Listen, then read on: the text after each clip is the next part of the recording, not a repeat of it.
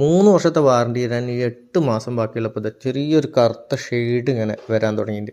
VU action TV ആണ്. കമ്പനിയിൽ പറഞ്ഞപ്പോൾ അവർ പുതിയ പ്രോഡക്റ്റ് ഒരു മാസം കൊണ്ട് എത്തിച്ചു. TV മൊത്തത്തിൽ ഇങ്ങോട്ട് വരികയാണ് ചെയ്യുന്നത്. അതിനുശേഷം പിന്നെ നമ്മൾ നിലവിലുള്ള TVൻ്റെ ബോർഡും സ്പീക്കറുകളും അത് നമ്മൾ 100% സ്പീക്കറും ഒക്കെ പാടെ പിടിപ്പിച്ചു. പക്ഷേ ഒരു ഭാഗത്ത് വലിയ രീതിയിലുള്ള സ്ക്രാച്ച് ലൈനുകൾ കാണാനുണ്ട്. അപ്പോൾ പാനൽ കംപ്ലൈൻ്റ് ആണ്. റിപ്പോർട്ട് ചെയ്ത സമയത്ത് നമുക്കത് പുതിയ ഗൂഗിൾ TV ആണ് പിന്നീട് തന്നത്. 2 മാസം എടുത്തു.